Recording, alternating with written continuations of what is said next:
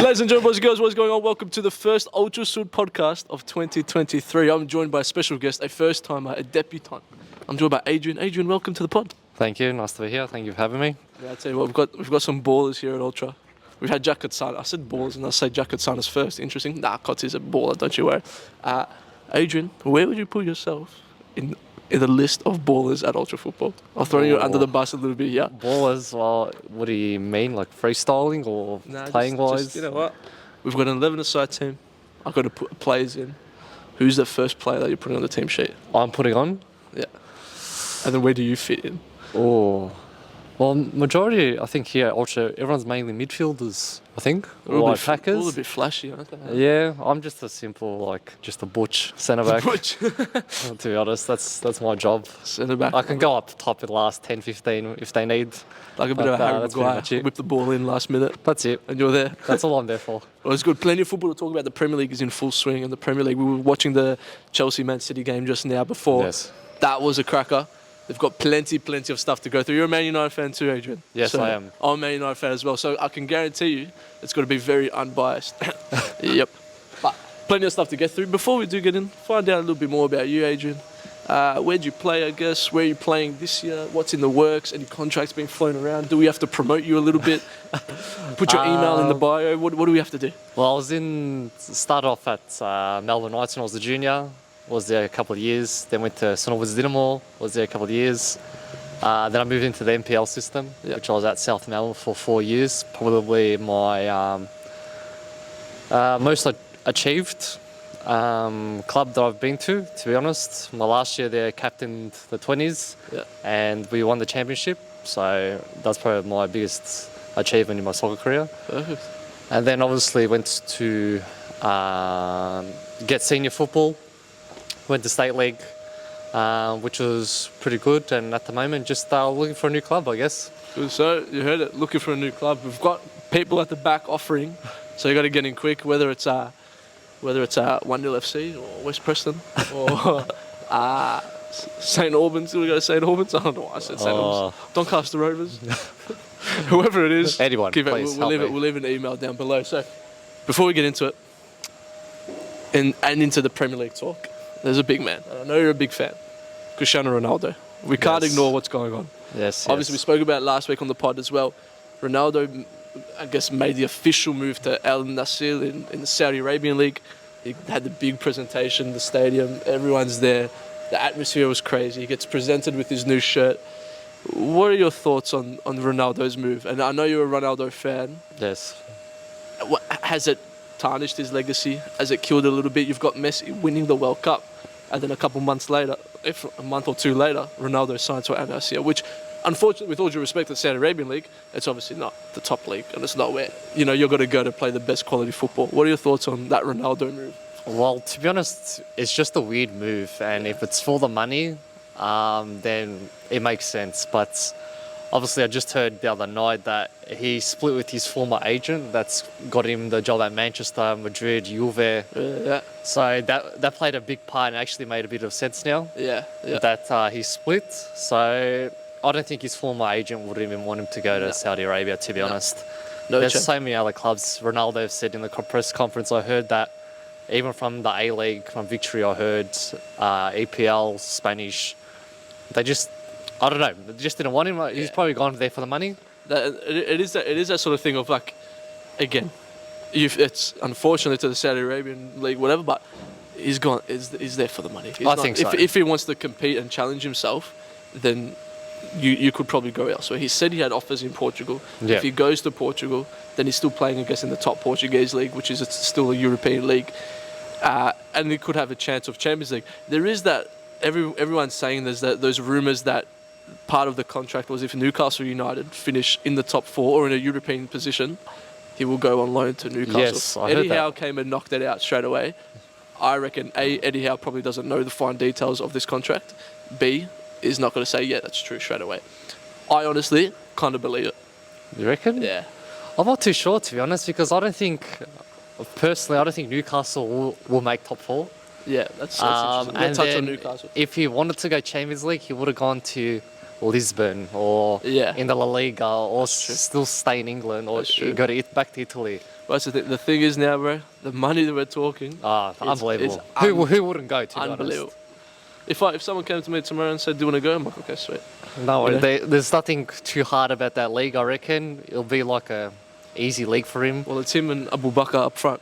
Yes, I heard that as well. That were they former teammates, I think? Or they played together? I think maybe early days, but I'm not sure. But Abu Bakr, I mean, I think the Cameroon international striker, he did well. Yeah. But I don't know. The Ronaldo situation is interesting. He can't play their first game. Because of that ban from that Everton situation with Yeah, like, I the saw phone that. or something. I saw that as well. I was like, that was a bit weird. So I didn't know if it was about the Everton thing. So they've sold like 28,000 tickets already. Obviously, everyone's there to see Ronaldo, and the bloke's not even going to be playing. But it is. I mean, from a marketing perspective, we actually had a comment on someone from Ultras thing saying, "Do you stock Al Nassr jerseys?" And it's like, and you know more than everyone back there. When the hype's around someone, everyone wants their jersey. I'm pretty sure. And then I wouldn't be surprised people buying it elsewhere and then getting printing or something like that. It's big. So, and the rumours are they're also going to get they're heavily on N'Golo Kante. Yes, I heard a lot of rumours now. I heard Sergio Ramos as well. I think we'll see. Remember a couple of years ago, the Chinese Super League? Yes. They went and bought like Oscar, Hulk. Yeah. Like that. They'll just pump throw money at them, yeah. Carlos Tevez.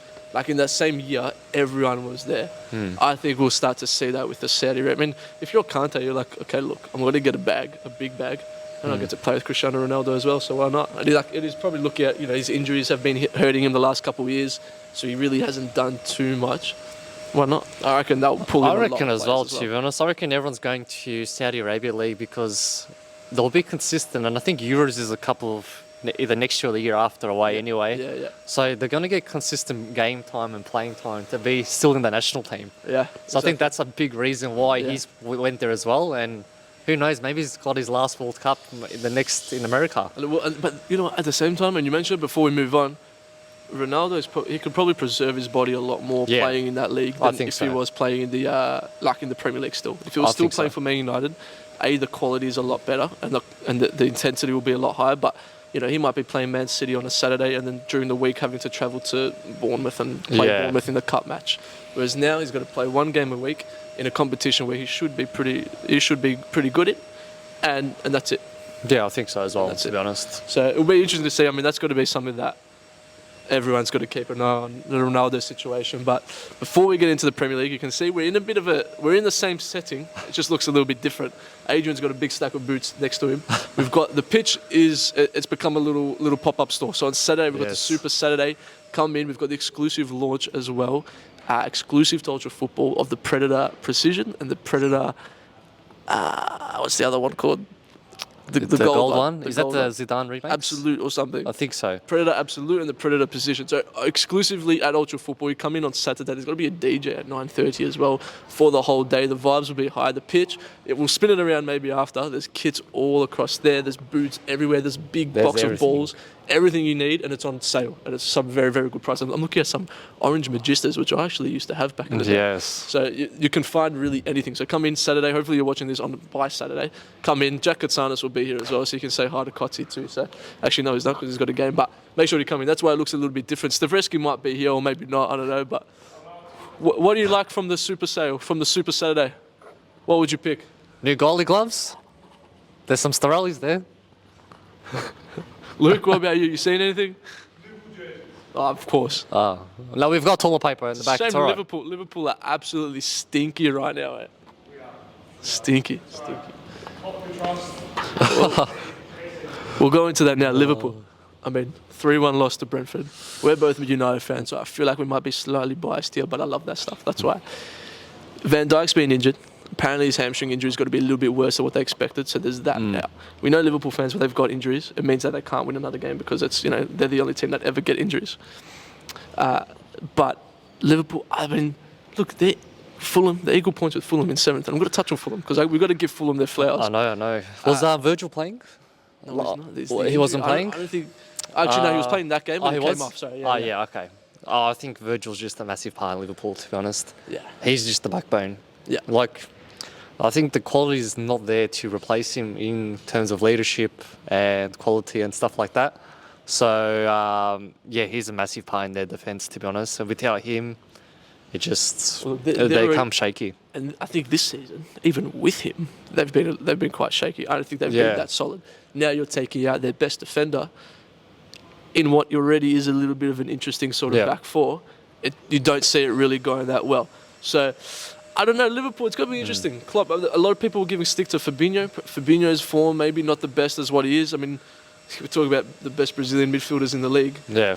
Casemiro, thanks for coming. Fabinho who? I don't know. Casemiro, like, unbelievable. But Liverpool, it's interesting. They got Gakpo. Gakpo obviously hasn't played. That's where the big signings are going to step up now, I reckon. I agree. Gakpo, get strikers to score goals to win your games. Now's your perfect time if I'm Gakpo. You go, you know what? I'm coming in. Liverpool's not doing that well. And for a Liverpool team that in the past has done quite well, they've had a good 2, 3, 4 years. He's coming at a time where there shouldn't be a lot of pressure. Yeah, of course. If he can get a first early goal, happy days. Because someone that doesn't like to score goals, Darwin Núñez. I think he's just unlucky. He's one of those strikers. It's just like he gives chances will come to him. He's just got to finish them. Is the Uruguayan Andy Carroll? I think so. And like, he was a player. There was someone like him. I think it was maybe Morata. Yeah. Morata was like a bit of sort. Similar, yeah. Morata's a striker. We're like, he's a good striker, but he'll get the chances, but he's not like. Yeah. He's not dangerous. He's not lethal or anything like that. And the poor kid has become memed. I mean, because he doesn't help himself either. Some of the chances and opportunities he's missing. Yeah. Doesn't help himself at all. But I feel like there's got to be a game where he just goes and scores a hat trick, and then that's got to help him. I think he has to, because then if he doesn't, people start questioning. Yeah, I'm interested to see how this Liverpool sort of front three goes once Gakpo comes in.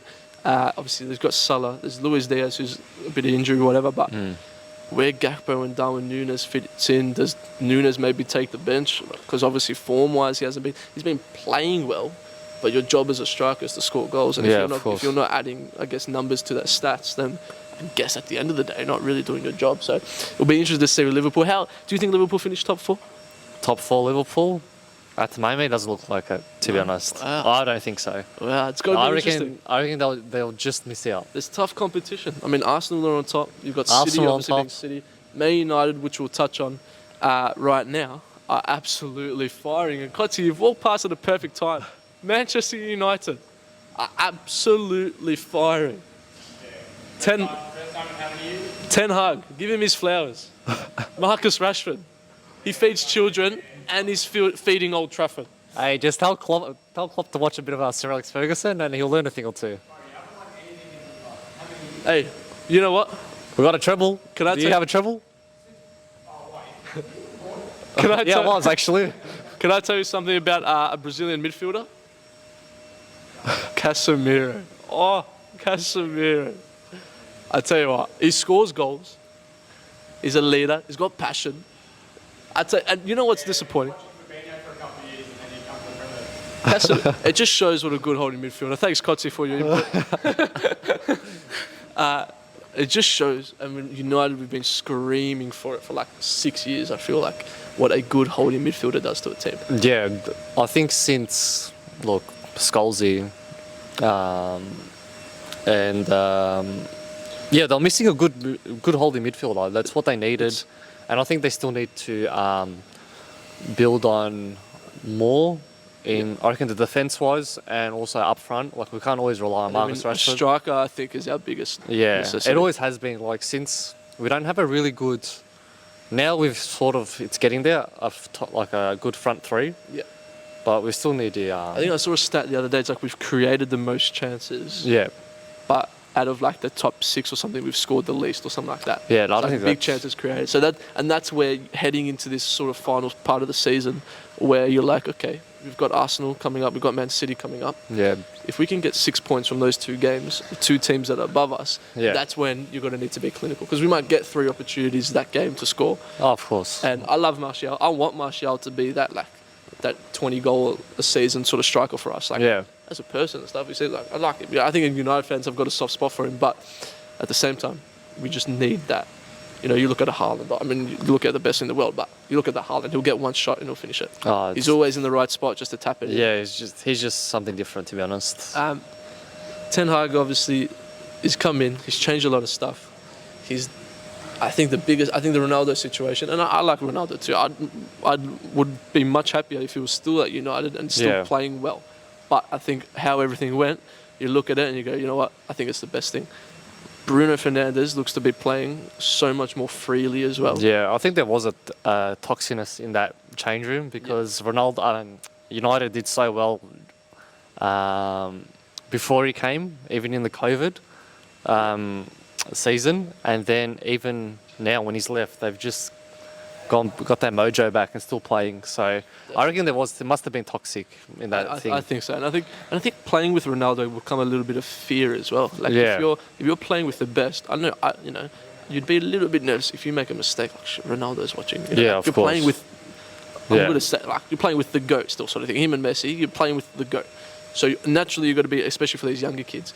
Maybe it's not a coincidence that Rashford all of a sudden is a bit more up and about. He looks to be a different player. Because Rashford, I think, is someone that, when he's on, could be one of the best in the world. Oh, of course, hands down, I reckon. It's exciting to see. I know we're both Man United fans. We're getting a bit carried away, but 2 big games coming up. If we can pull some results from there, let me tell you, don't want to be watching these podcasts because I'm going to be up and about, and I'll shake it all about. So you do the hokey pokey, you turn around. What can United do? Is top 4 almost like, given like, we should finish top 4 and the top 4 set? Lucas, if you've got to pick some orders, mate, just jump in. Yeah, come get it. Come say something to the pod as well, if you want. United, top 4. I think it has to depend on their signings in January. Yeah. To be honest, I heard Felix is going to be on loan. Yeah. But I don't think, to be honest, I don't think that's not the right man. I agree with you. I agree.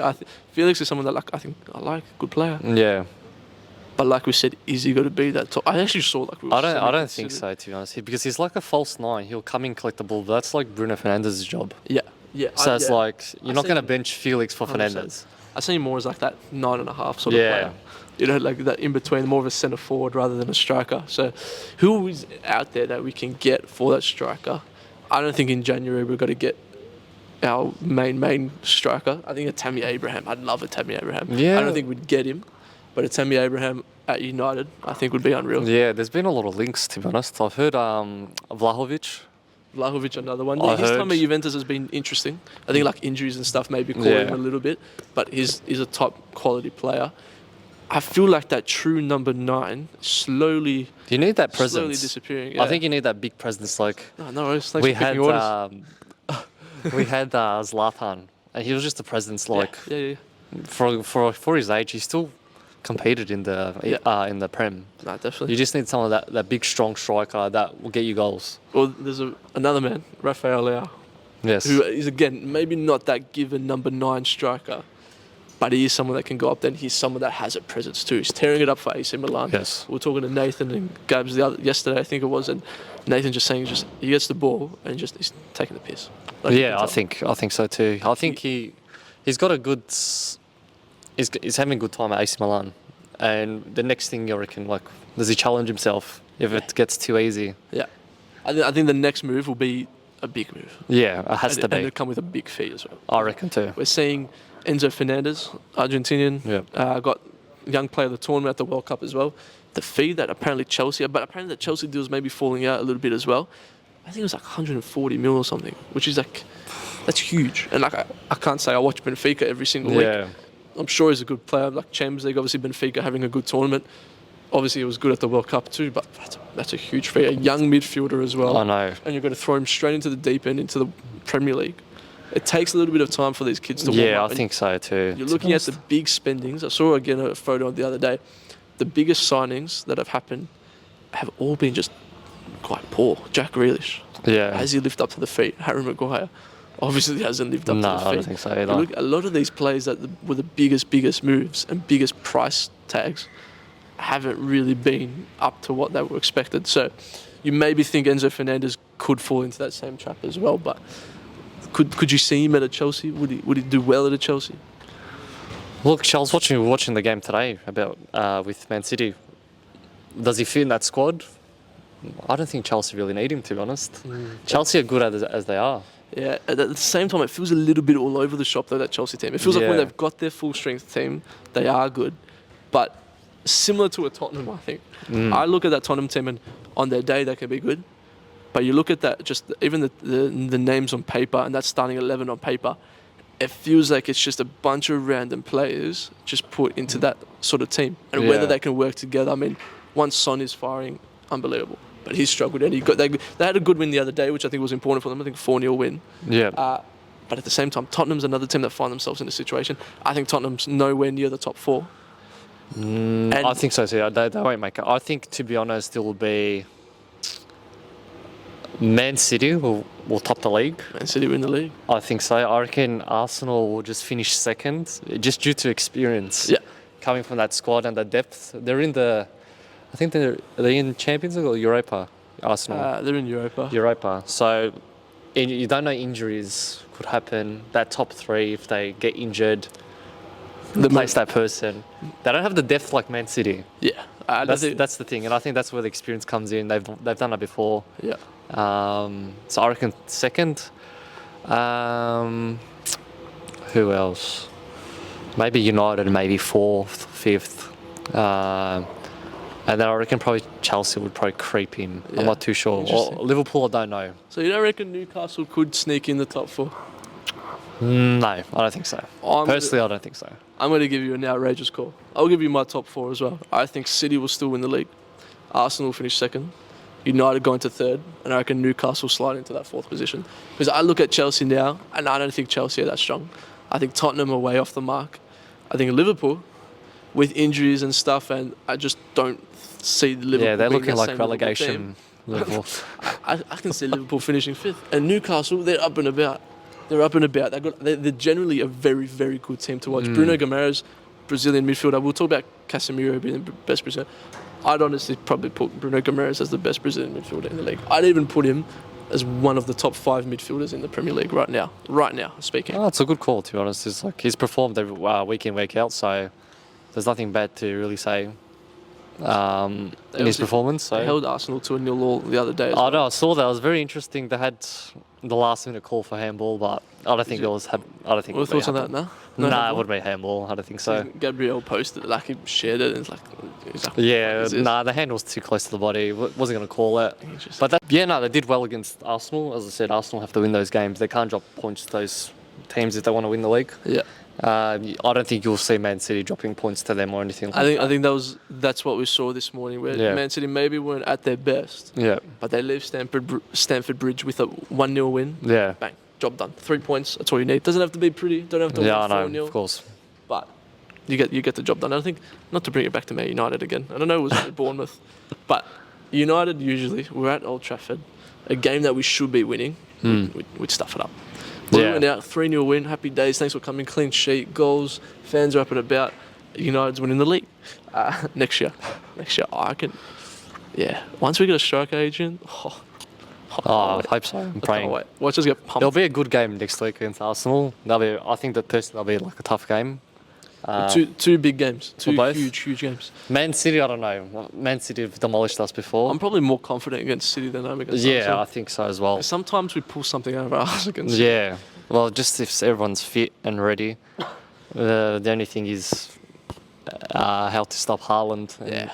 That's it. That's anything, to be honest. Should be. I mean, Martinez came back. He got that big round of applause. Yeah. See and Messi. I know you don't like whatever, but see Messi, the clip of him walking through PSG, and they're all giving him a clap. Oh.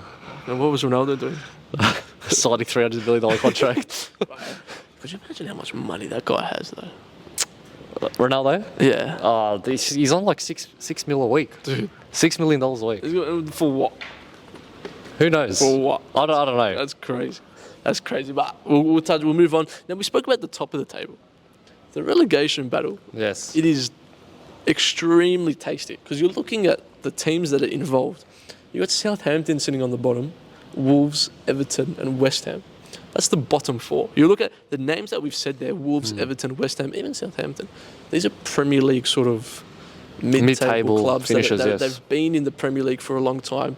They're the clubs that you go, okay, yeah, Southampton's there, West Ham's there, obviously. I mean, West Ham have been good for the last sort of 2 years. Nottingham Forest had a good win yesterday, which got them out of that for, I guess, a couple of days. Which of these 4 teams can you see going down? Sunderland for sure, I think. Southampton. Oh, sorry, Southampton. Sunderland. Sunderland. Sunderland. Yeah, Southampton. I was watching the other night. Everton, I think they just look shaky. Like there's no structure there. I reckon it's gonna be hard. To be honest, that Everton team is a shambles. it looked like I was watching. I was like, what's going on here? Like they shouldn't be there. Nah, Even West Ham with got Declan Rice in holding midfield. yeah, Like yeah. that's where your big players show up. Would you take Rice at United? Not on his performance at the moment. Yeah, But he has to. I think he will leave to get out of there in January. I agree. Or I think he'll probably stay season. the year, but at the same time, I think clubs maybe might show. If you're at a club that's finishing bottom three, Yeah. I mean, I know there's like Calvin Phillips maybe made that move the other year. And there's a bit of an exception. I'd still would take Rice, but if I'm Rice, I'm making sure. Over Casemiro. Nah, but at the same time, Casemiro's probably got another year or two. You know, he's true. not young, and I'd rather get Rice in now when Casemiro's still there, Yeah. so that transition isn't just okay. Now you're done. Now you come in. Yeah. I still start Casemiro. I mean, Yeah. No, of course. unbelievable. But there's Wolves as well, and Wolves are again they're a team that have been interesting the last couple of years. Where they came in their first couple of seasons and they turned into Portugal's second team, and Yeah, I think they'll do good. To be honest, they're gonna get out of I there. think they'll get out. Yeah, Interesting. Costa. He's just a Yeah. goal poacher. Yeah. To be honest. Yeah, it's a Portuguese national team. To be honest, in there. Yeah. So Portugal did alright in the nationals, in the World Cup. So they'll get out for sure. I think they've got to sort the manager situation out. They've been chopping and changing a little bit too much, and when you do that, it just causes a bit of unease within the team, and I guess for everyone. And the West Ham, surely West Ham don't get relegated. No, I don't think so. Honestly, I don't think so. I think Everton. It'll either be Everton or Southampton. To be honest. From those four, I say Everton and Southampton going Yeah. down, and I think Nottingham Forest would join them as well. Ooh. Those are the three. Yeah. David Beckham's walking past as well. I think that's locked. Did you have a dream last night? I did 1-0, we did it. We won the futsal indoor championship. Yeah. We kept a clean sheet and we stuck it to them. That's how you know it was a dream, because 1-0 won a championship. That's it. 1-0 player, past and present. Past and present. You're in the Hall of Fame. Did you know that? Yeah. We had fun here at Ultra, huh? I've got a good feeling for today. Oh, it's always a laugh. Tell yeah. the vibes are It's high. always Just a laugh. Just Yeah. the boys as well. We've got no Jess Russo back there. There's no one else back there. She's on a jet ski flying somewhere, right? She's just flying over the pier and right. Have you seen when they throw the cross in at the beach? She went there today. People hide underneath under the pier with their jet ski and then they quickly duck underneath. That's going to be Jess. Oh. Sorry, Jess. But the relegation battle's there. Before we leave off, it's been a very good pod. Adrian, good? Happy? Yeah, it's been good. It's been good. Been interesting. I've got some quick predictions for 2023. So it's the first one. Yep. Feels like we've been in 2023 for ages already, but I want to give you which player will have that breakout year in 2023. Now, it can be a player. I'm not asking you to give me some 16-year-old Swedish kid that no one knows about that's going to come to the scene, but even a player that's already kind of there, but we're going to look back on it this time next year and say, okay, this is that year where that kid went from good to really, really good. I think, to my opinion, Erling Haaland. He's going to take it that extra sort of step. I reckon he's there. He's on 20 goals already for Man City. I reckon he's going to beat Alan Shearer's record. Yeah, wow. And I think that's what his goal is there. And hopefully, well, Golden Boot, he'll win. Yeah. Player of the Year, I reckon they'll give it to him. Yeah. Especially if City win the league as well. Yes, if they win the league. And then a bigger question is the Champions League, how they go. Yeah. That could almost be the even for Haaland's legacy as well, like looking at it now and then into the future. If he can win a Champions League with City, because that's even Guardiola's got to get stuck under that thing of like not being able to win a Champions League with City, even though he's already done so much. There's always going to be almost like Messi in the World Cup situation. Yeah, of course. Guardiola, I think, will always have that World Cup, the Champions League sort of thing with him. If Haaland can do it, and he can be that guy to bang it in the Champions League, bring the Champions League home to Manchester City, you could be looking at that Mbappe Haaland debate again and go, ooh, okay, interesting. Yes, I think so too. Like, we've got to look back a bit. Haaland wasn't in the World Cup. Yeah. If he was with Odegaard in there and Haaland, I reckon it'd be a different story, to be honest. If he was up against Argentina, who's going to mark Haaland in Argentina? It would have been good to see. I feel like Haaland also might fall under that Lewandowski sort of boat as well. Yeah. Where he just never really had a good team, never maybe be able to do it on the international stage. I'm going to go for Real Madrid midfielder, Camavinga. I think when he came on for France in the World Cup, I think he was exceptional. I think he almost changed the game for France in the final when he came on. And he came on at like left back as well. Yeah. I think already a good player. I think he's got to get given more of an opportunity this year at Real Madrid to start more regularly. Yep. I think him in that midfield with Tchouaméni as well. I think Camavinga, you're looking at the likes of Bellingham that get all this praise and stuff like that. I think Camavinga at this point next year, similar to how Valverde had that sort of year, where everyone knew he was good, but then everyone's like, okay, Valverde is one of the best midfielders in the world. I think Camavinga, that's my call for this year. I think he's an underdog, level. to be honest. Yeah. Like Still young. Very young. Yeah, so he's just got to break into that France squad, I reckon. And even Real Madrid, if they give him the chance, he'll be like one of the best midfielders. Well, he's their future, so yeah. So it should be interesting to see which club do you think will go? Okay, 2023, they're back on track. I really want to say it. There's a lot of clubs, to be honest, but I'm hoping like Manchester United, to be honest. Yeah. That's what I'm hoping. You know what? I'm going to say the same thing. Like they've got 4 games out of 4 without Ronaldo, and they've already won them all 4. Oh, we've got to. So I'm just praying that 2023 next year we're in Champions League or something. Yeah, I like Ten Hag. Yeah, he's good. I think he's got a thing. I think, and the way Shaw spoke after the game, I think against the Wolves the other week, where Rashford, didn't start, disciplinary issues, whatever. Yeah. He came late to a meeting. Perfect. I love that. Yes, you want your best players to play, but at the same time, you're not any more special than anyone else just because you score goals. I think they saw that with Ronaldo, to be honest. Yeah. And well, Shaw sort of said it. He goes, look, that's what we need. He goes, and maybe in the past we've had managers and players that kind of got away with that sort of stuff. Yeah. So I think there's a little bit more to that than what I guess just meets the eye. So we're both two Man United fans. Are going to say that Man United is going to be the team to really stand out in 2023. But if you don't like it, then guess what? I don't care. So before we leave, one bold prediction. A prediction that's just out there, For this year? For this year. Can be about a player, can be about a club, can be about a manager. A big manager got to get a sack. Man City winning Champions League. Man City will win the Champions League. Yep. I don't know what people might be thinking. How's that a bold call? I agree. I think that's a bold call because Man City they've been up there. They've been there. They've had the opportunity and they just didn't fulfil. But I think you got a person like Haaland just banging goals. Yeah. Goals win you games, obviously. And with the Kevin De Bruyne feeding you the ball as well. Well, you can't ask more for more. Exactly. I'm going to go. My bold call. Ange Postecoglou finishes in the Premier League in 2023. I think a West Ham could be on the table. Yeah. I think if Everton stay in the league, there could be an Everton. I also think, this one might be a little bit controversial. I also think if Eddie Howe, something happens halfway through the year or near the end of the season, I think Ange Postecoglou at Newcastle. It suits him. It looks like it will suit him, to be honest. The Geordies that they say they're in Newcastle are the biggest fans, arguably, in England that they say, And now with more popularity that Newcastle's getting from I guess, mainstream sort of media too. St. James Park, it'd be fitting. Celtic, they adore Ange Postecoglou. He's that character. He loves that. I think by 2023, at the end of 2023, and I'm saying maybe December, someone could get the flick and he jumps in. I think Ange Postecoglou finds himself at a Premier League club. Yeah, I reckon even Leeds, to be honest. Leeds could be a one too. Because I think his assistant is Harry Kewell. Yeah. No? Yeah. Harry Kewell played in Leeds. He would have the connections, to be honest. True. So.